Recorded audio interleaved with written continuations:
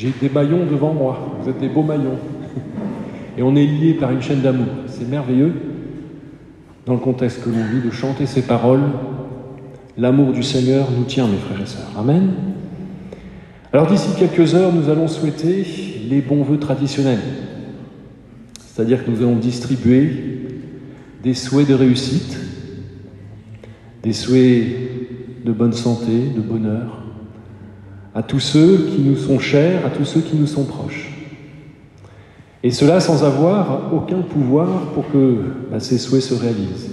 Santé, réussite, bonheur. Alors j'écrivais ces paroles et je me suis dit, quoique, finalement,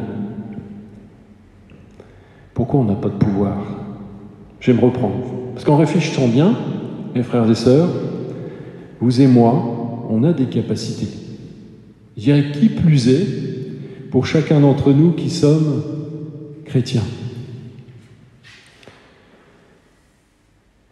On a cette capacité de rendre plus heureux, de donner plus de réussite, de favoriser plus de santé à ceux qui nous entourent. Alors comment? Et vous me demandez peut-être. Eh bien c'est simple, mes frères et sœurs, en y réfléchissant un petit peu, c'est tout simple. C'est en renouvelant chacun d'entre nous notre propre vœu solennel envers Dieu. Autant nous, on va faire des vœux envers ceux qui sont autour de nous, mais le Seigneur attend qu'on renouvelle aussi nous, notre vœu envers lui. Et ce vœu, c'est quoi? C'est notre engagement volontaire de nous consacrer tout au long de l'année qui arrive, qui s'ouvre devant nous, à notre Seigneur. Alors, cette consécration, en quoi elle consiste, allez-vous me demander? Et vous avez bien raison. Et je le résumerai en un seul mot. Le service. Le service, mes frères et sœurs. C'est un vœu que l'on doit faire, renouveler encore pour cette année qui s'ouvre, les uns et les autres, auprès de notre Seigneur. Je veux te servir. Vœu de consécration.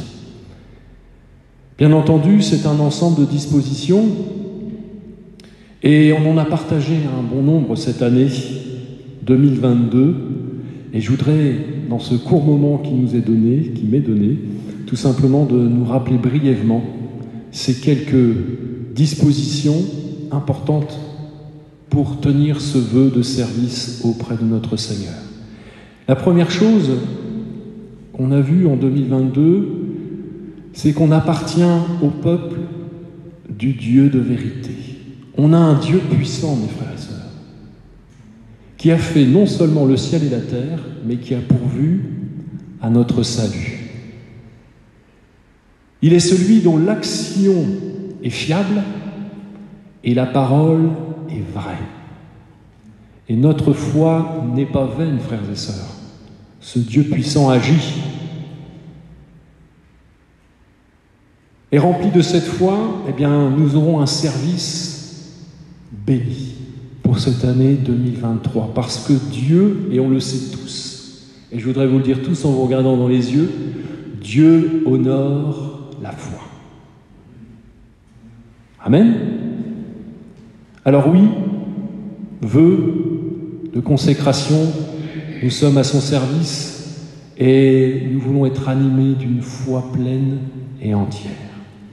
Le deuxième point que l'on a pu aborder cette année, c'est qu'on est appelé à manifester l'amour véritable. On avait regardé ensemble la notion de qu'est-ce qu'aimer Dieu. Et certes, c'est un résumé un peu court, mais aimer Dieu, tout d'abord, c'est accomplir sa volonté. C'est haïr le mal. C'est aimer son prochain. L'amour véritable. Et on avait fait une petite aparté sur un dimanche, pour rappeler sur l'handicap.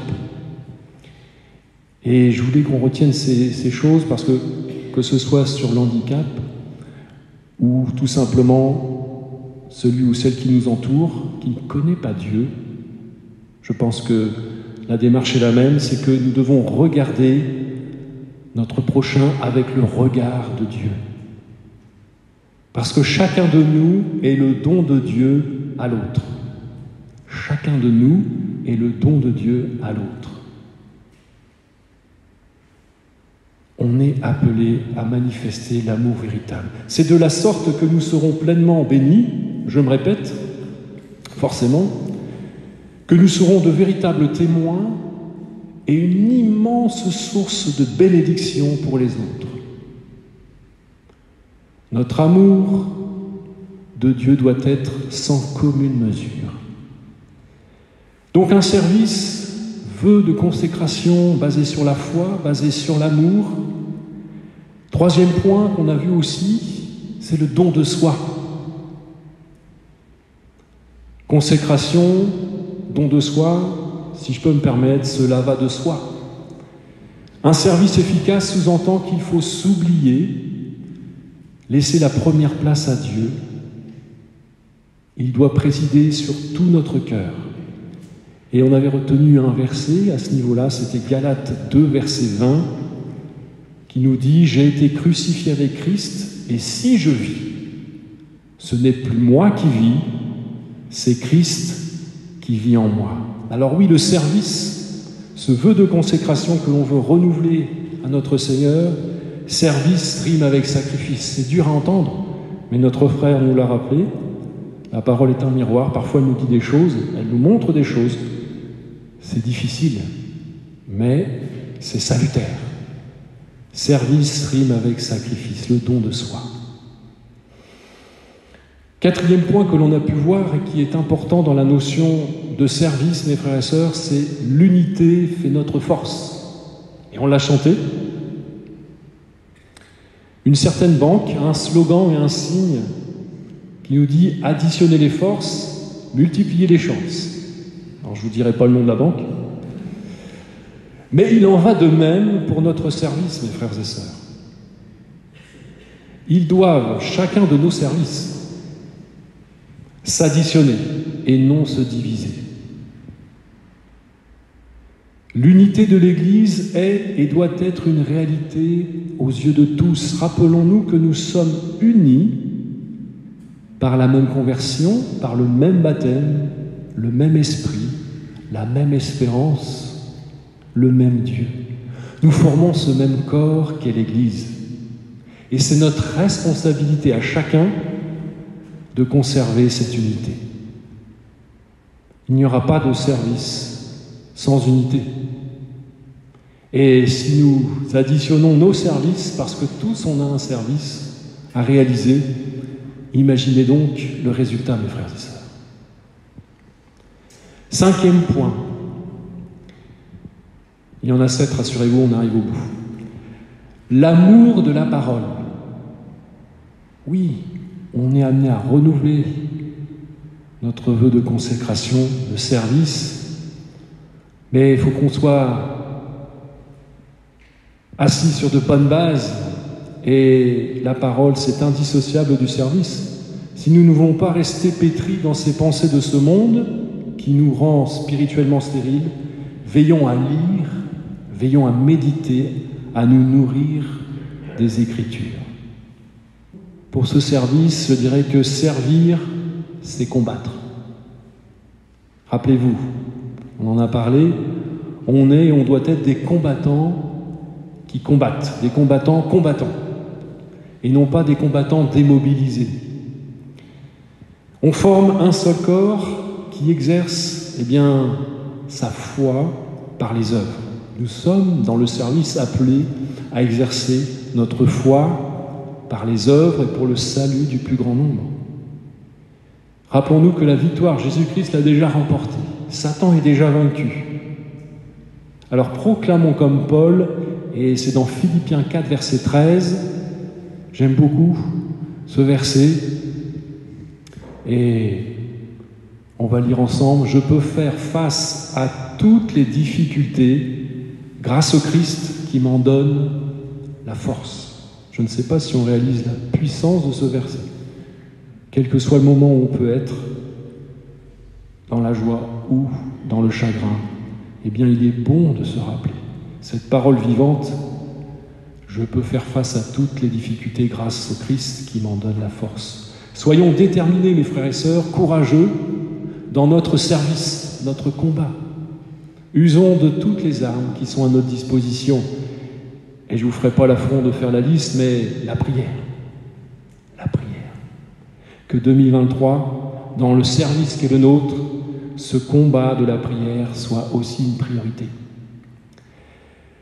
Je finirai dans ce vœu de consécration qu'est le service. On a vu aussi, au cours de cette année, que nous sommes le sel de la terre.